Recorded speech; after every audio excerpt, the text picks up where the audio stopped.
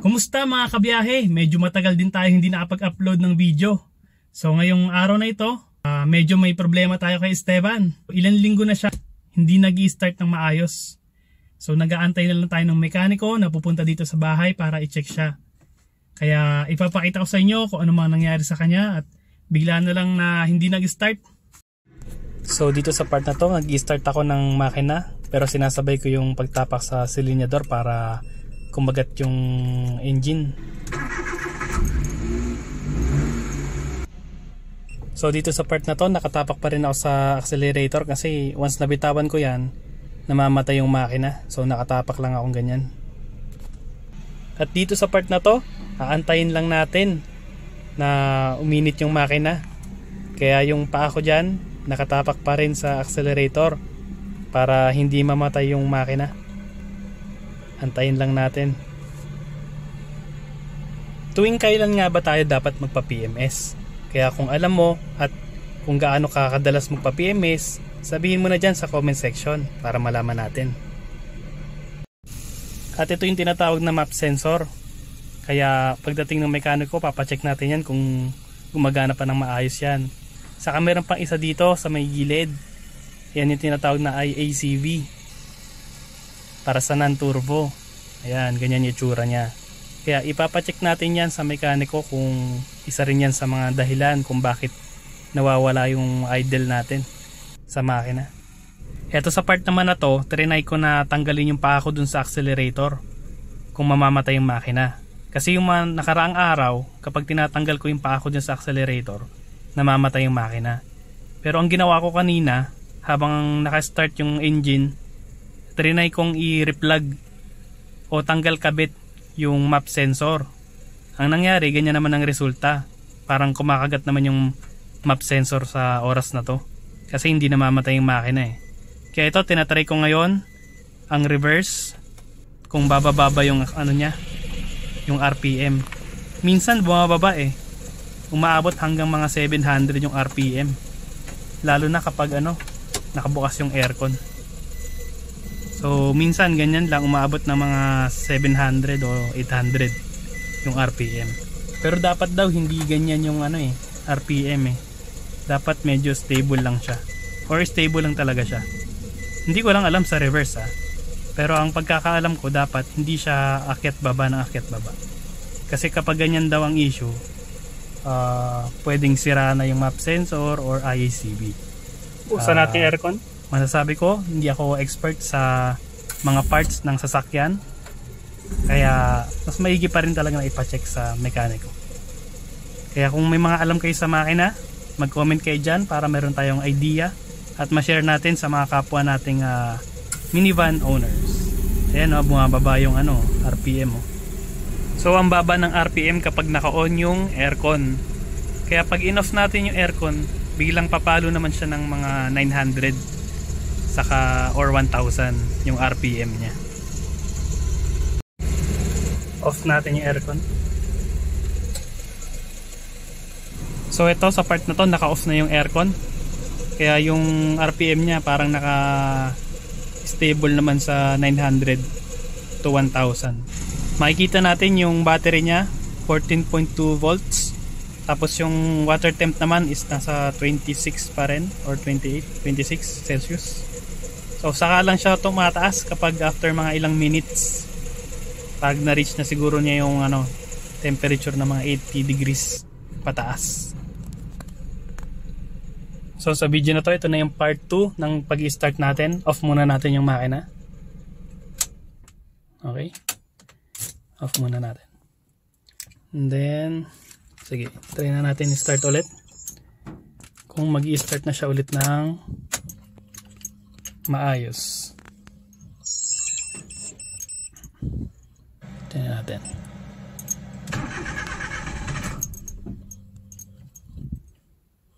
Wala, ayaw. Tayo ulit natin tapakan yung i-start natin to sa may silinyador.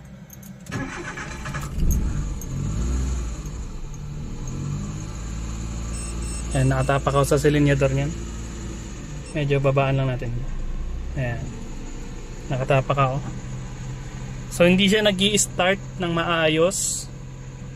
Mag-i-start lang siya ng under lang yung makina niya pag tinapakan mo yung silinyador. Sinabay mo sa pagsususi. So try natin bitawan yung silinyador kung ano mangyayari. Dahan-dahan lang. Kung mag-i-stable pa ba siya o hindi na. Hindi na. Palagi ko hindi na. Bumababa yung makina eh. Yung RPM bumababa. So once na inalis natin yung tapak dun sa silinyador, mamamatay na yung makina. Sige, ito na natin alisin. Ayan, bumababa yung RPM. Nakabitaw na ako sa ano niyan, sa accelerator. So hindi stable yung ano niya, RPM niya. Ayan. Ngayon hindi siya namatay, pero nung mga nakaraan kusa siyang namamatay kapag inalis natin yung ano, silinyador. So yan yung RPM niya ngayon. Naka-stable naman sa almost 900 siguro yan. Try natin bukas yung aircon ulit. Try natin bukas yung aircon, anong mangyayari. Ayan, bukas yung aircon. Nanginginig yung makina, bumaba yung RPM ng halos sabi natin 700. Pero bumabalik din naman siya. Bumalik na siya ng ano, almost 900. Pero nung mga nakaraan, talagang namamatay siya. So hindi pa natin alam ang pinaka-issue dito. Kaya kung meron kayong medyo nalalaman about dito sa sasakyan natin, kung bakit ganito, kung alam nyo kung bakit ganito ang nangyari kay Esteban, kung meron kayong mga idea, siyempre i-comment nyo na lang din dyan. So patayin natin yung aircon. Okay, patayin na yung aircon. Kadalasan kapag ini-start ko yan, namamatay agad kapag hindi nakatapak yung silinyador. So para mapastart siya, susi tapos tapak sa silinyador. So ang ginawa ko kanina, habang nakatapak ako sa silinyador, chinek ko yung sinasabi nila map sensor to eh. Itong part na to, ito, trinay kong tanggalin saka ikabit. Tapos trinay kong bitawan yung silinyador. Gumana naman siya. Nag-stable naman yung ano niya, yung makina niya. Hindi namatay. Pero hindi yata advisable yun na pag umaandar yung makina eh may kakalikutin tayo sa mga ganito. Kasi pwedeng magkaroon ng, hindi ko lang alam kung anong mga nagiging issue dun kapag ginawa yun. Malalaman natin lahat yan kapag meron ng mekaniko na nagtingin kay Esteban. Sa ngayon, ganito muna ang video natin at i-update natin sa next na video.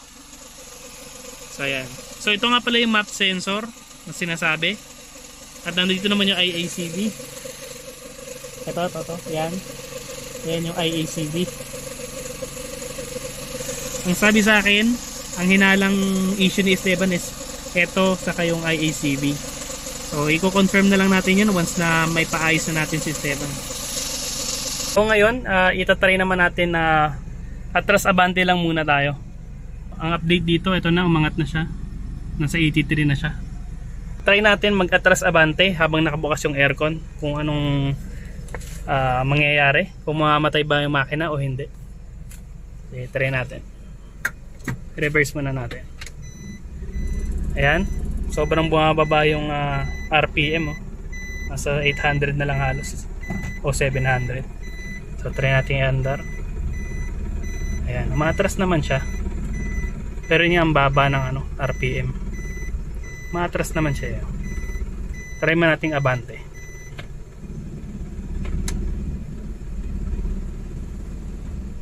Ang baba ng RPM talaga.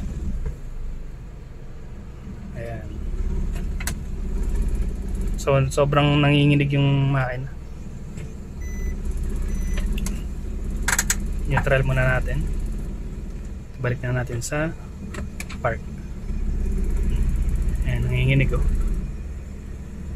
So switch up na natin muna yung aircon siguro. Nanginginig siya eh. Switch up natin aircon. Kung may magbabago sa RPM niya. Biglang mababa. So try naman natin ngayon paanda rin habang nakapatay yung aircon, kung same din ba yung magiging issue nya, bumababa yung RPM o hindi. Tayo natin reverse. So hindi naman siya ganun kababa, so maayos naman yung ano nya, RPM nya. Ayan. So ayan, maatras tayo, meron tayong backing na camera. Ang gagawin natin, forward naman. So mukhang under naman siya na maayos kapag ano walang aircon. Ayan. Water temperature natin is nasa 85 ngayon. Try ulit natin iatras.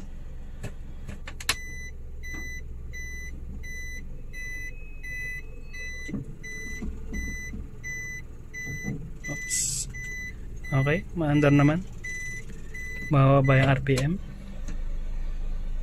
Tapos forward natin.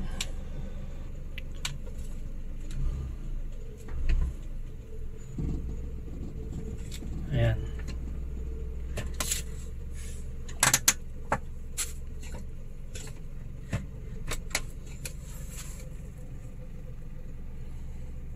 So ngayon nakabukas naman yung aircon. Tapos ganito yung RPM nya. Tapos kapag inon ko naman yung ilaw, headlight, kailangan ito muna. Yan. Tapos sa ilaw. Ayan. Kapag naka-on yung ilaw ng sasakyan, bumababa rin yung RPM. Tapos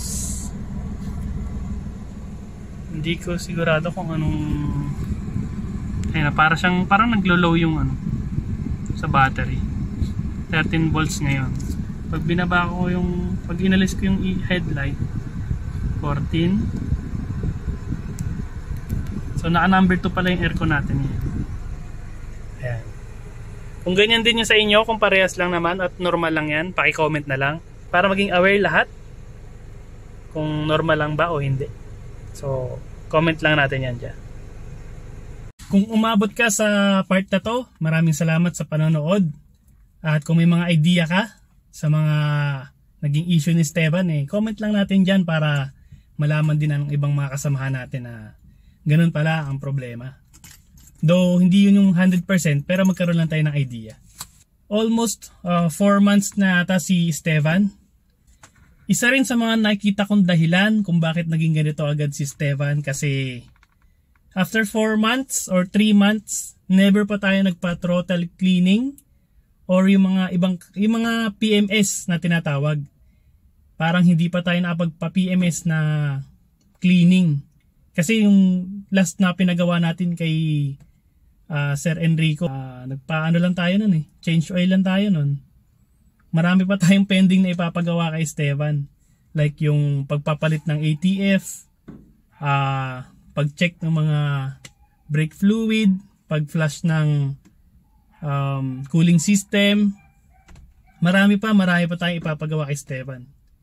Actually hindi siya kumbaga paano siya, PMS na siya tinatawag. Hindi siya yung paggawa na dahil sira. So isa sa mga dahilan yun na nakikita ko na hindi tayo napagpa-PMS agad.